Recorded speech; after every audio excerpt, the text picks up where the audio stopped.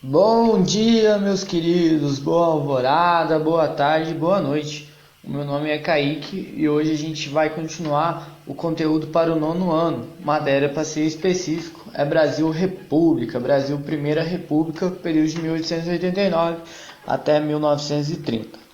Pois bem, como eu comentei já com vocês nos dois anteriores vídeos, eu decidi dividir o conteúdo em três para ficar mais exemplificado, para não ficar um vídeo muito longo e muito difícil de assistir. Então, é claro, é um momento que divide em três períodos, são três aulas e fica mais claro, exemplificado. O nosso terceiro tema, o terceiro vídeo, é a República Oligárquica. A gente vai trabalhar até 1930, com o fim da Primeira República do Brasil. Bom, os dois anteriores, o primeiro vídeo a gente viu como que aconteceu o início do declínio o início do declínio do Império do Brasil. Agora, no segundo, nós vimos a proclamação da República e o início da República no Brasil pelo Marechal Deodoro da Fonseca, que foi o primeiro presidente.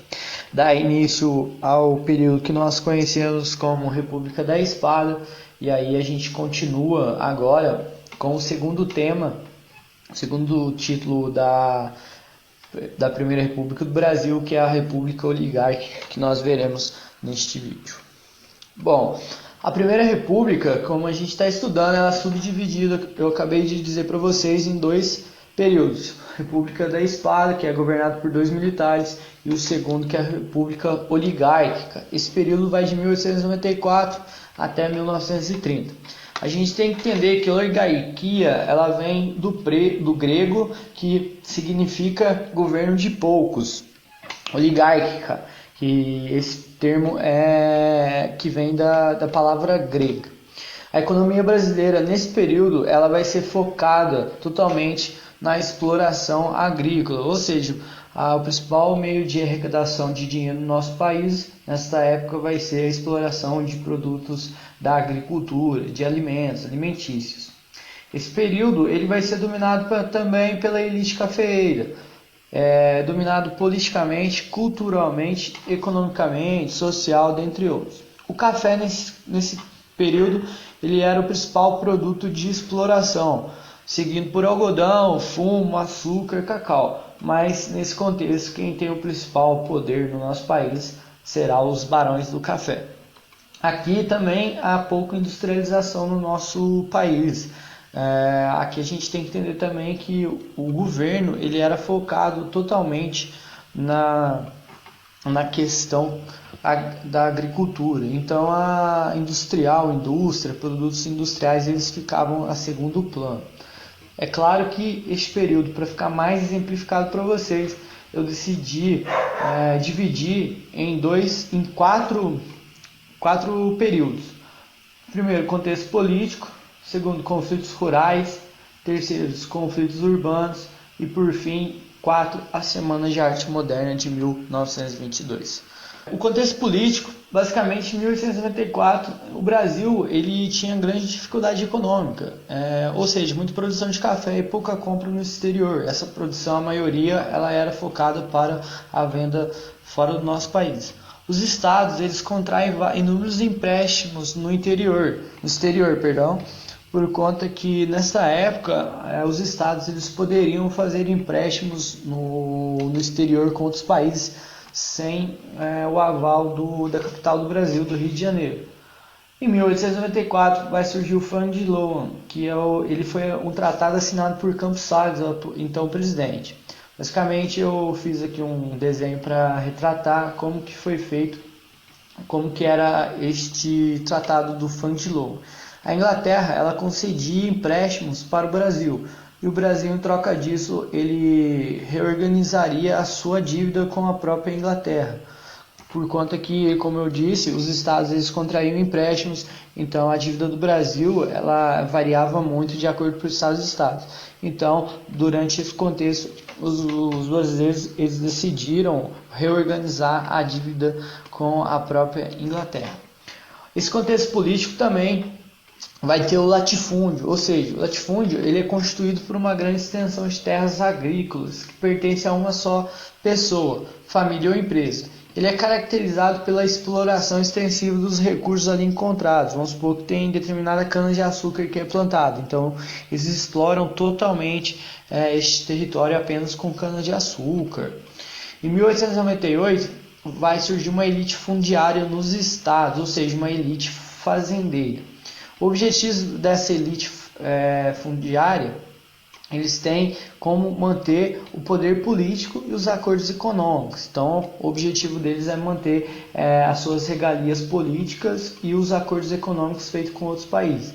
E é claro que vai surgir uma aliança para a continuação dessa elite fundiária. Ou seja, surge o contexto político, que a estrutura política vai ser o quê? Baseada no coronelismo, ou seja, o coronel é o dono desse latifúndio. Ele tem o controle político nas zonas rurais. Outra questão, vai ter o voto de cabresto, que o eleitor ele é obrigado a votar em tal candidato. O próprio coronel chegava a ameaçar ou subornar, fazer algum tipo de ofensa ou ameaçava mesmo o candidato a votar o eleitor a votar em determinado candidato.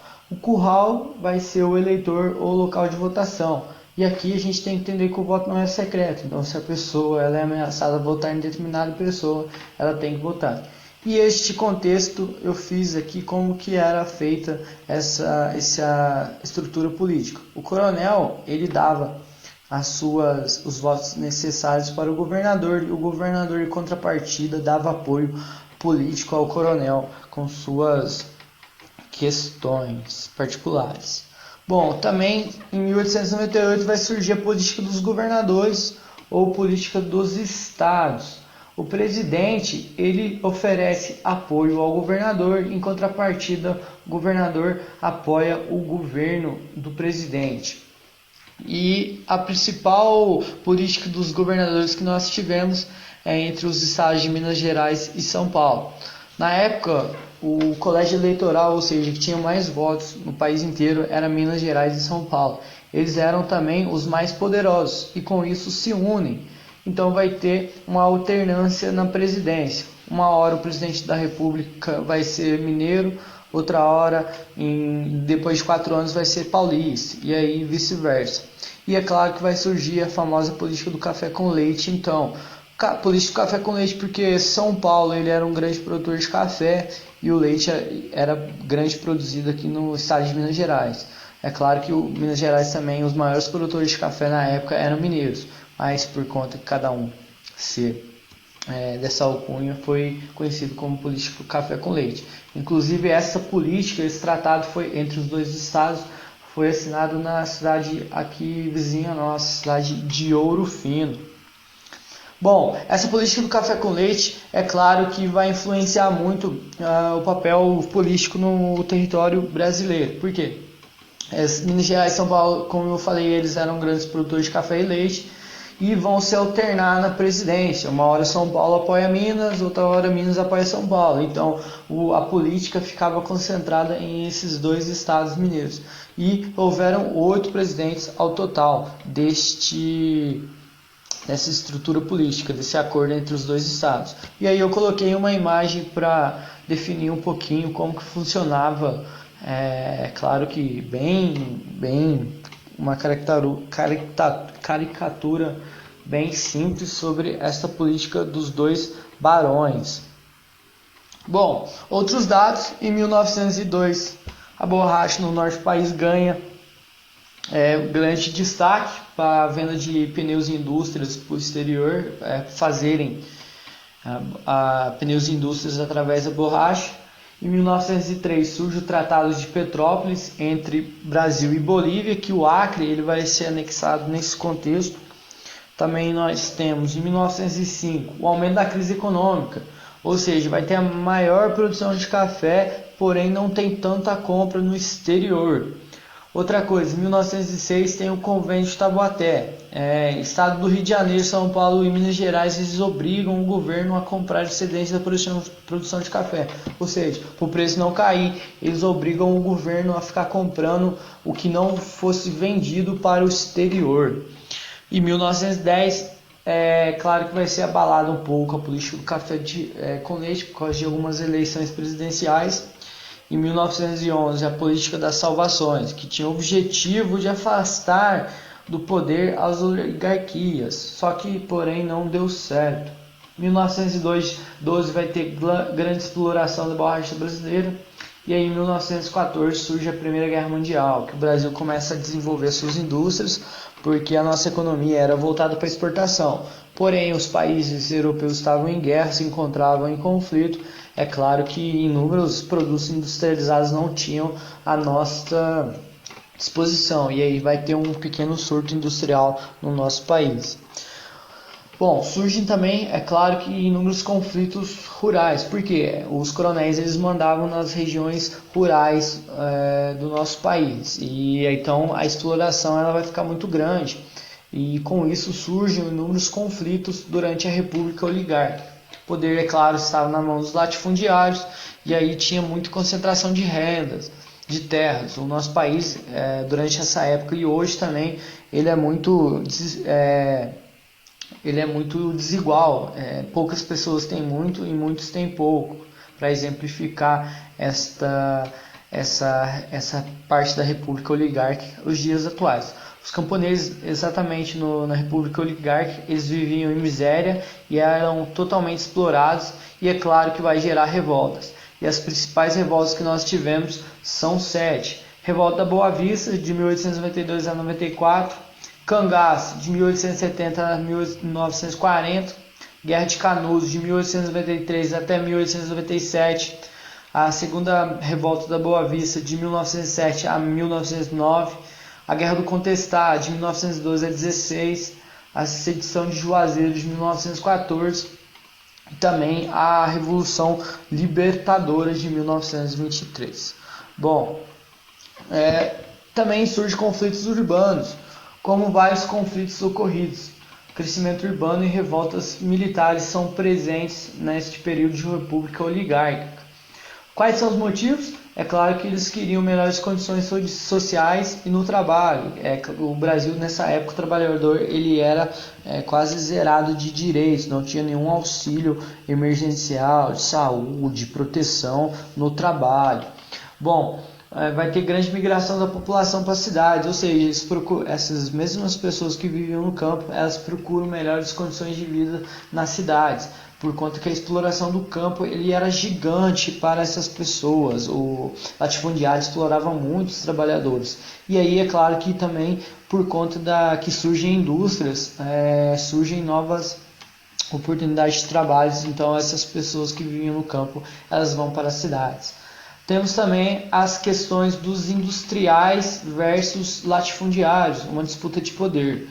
E as principais revoltas ou conflitos urbanos que tiveram no Brasil oligarquia, no Brasil Primeira República, serão 5. 1. Revolta da Bacinha de 1904, Revolta da Chibata de 1910, Tenentismo em terceiro. 4. As lutas de classes, especialmente nas indústrias de São Paulo. E 5. Greves operárias de 1917. Bom, também, por fim, tem a Semana de Arte Moderna de 1922. Ela vai ser ocorrida, feita na cidade de São Paulo, no Teatro Municipal. Este movimento deu um boom no nacionalismo brasileiro. Bom, esse daqui vai ser uma homenagem ao centenário da nossa independência. Definição da Semana de Arte Moderna foi um movimento de caráter intelectual com o objetivo de romper com o tradicionalismo europeu no nosso país, ou seja, a cultura europeia ela era muito marcante e essas pessoas elas tiveram como intuito romper essa cultura estrangeira e criar a nossa própria cultura. Outra questão, surge uma burguesia em São Paulo, então eles optavam pela essa questão também de uma nova tradição, ou seja, tradição brasileira. Outra questão, os participantes foi Tarsílio do Amaral, pintora, Oswaldo de Andrade, escritor, Anita Malfatti, pintora, Mário de Andrade, poeta, Heitor Villa-Lobos, compositor, Mário de Andrade, poeta, e Menotti Del Pitta, que foi o escritor. Por serem visualistas, eles se consideravam modernistas, tinham influência europeia e os Barões do Café foram os principais responsáveis por patrocinar esse movimento da Semana de Arte Moderna. A elite urbana, é claro, ela não aceita essas questões de romper com o tradicionalismo. Eles gostavam muito da cultura europeia, o estilo, a comida, o jeito de ser, o jeito de se vestir. E surgem dois grupos dentro da Semana de Arte Moderna, que foi o primeiro, Pau Brasil, que aqui eles amavam a cultura nacional, e dois, o Verde e Amarelo, que basicamente são os conservadores. Essa Semana de Arte Moderna foi uma semana que ocorreu neste Teatro Municipal, como eu falei no início, que lá eles praticavam inúmeras apresentações artísticas, ok? E aqui eu coloquei para vocês uma foto dos principais colaboradores e que apresentaram na Semana de Arte Moderna. Aí a gente tem o Heitor Villa-Lobos, entre outros, que estão representados nessa imagem. Ok? Espero que tenha gostado. Essa aula foi curta. Estarei aqui para qualquer dúvida e espero que vocês revejam quantas vezes quiser este vídeo e estarei aqui à disposição de vocês. Boa aula e bons estudos. Até!